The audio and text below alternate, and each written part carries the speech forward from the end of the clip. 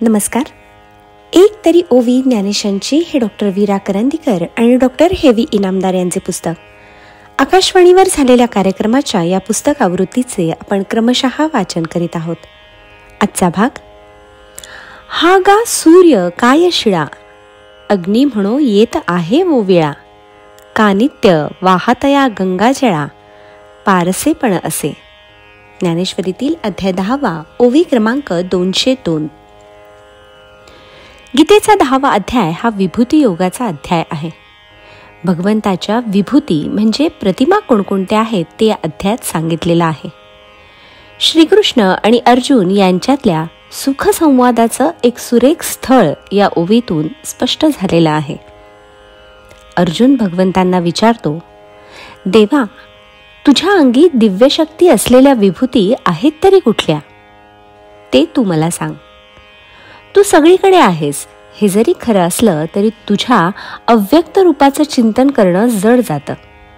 तेव्हा कोणत्या प्रतिमेच्या माध्यमातून तुझं चिंतन करावं? श्रीकृष्णा, तू म्हणशील की अरे मित्रा, पुन्हा पुन्हा तेच ते काय सांगायचं. तर देवा, अगदी सामान्य असं जे अमृत, त्याचा सुद्धा लोभ सुटत नाही. तसं पाहिलं तर अमृत काळकूट विषाच्या बरोबर जन्माला आलेलं. मृत्यूच्या भयामुळं देव ते प्याले.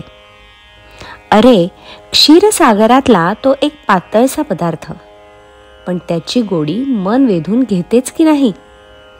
मग तुझं बोलणं हे तर परमामृत, ते सुद्धा मला सहजच लाभलं. त्यासाठी क्षीरसागर घुसळावा लागला नाही, मंदार पर्वताची रवी करावी लागली नाही. तेव्हा तुझं स्वरूप पुन्हा एकदा मला समजावून सांग. होईना का पुनरुक्ती? अरे, सूर्य कधी शिळा होतो का? अग्नी केव्हा तरी ओवळा असतो का?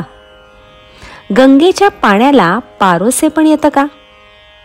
अर्जुनाच्या या युक्तिवादामुळं भगवंतांना संतोष झाला आणि आपल्या विभूतींचं वर्णन त्यांनी अर्जुनाला ऐकवलं.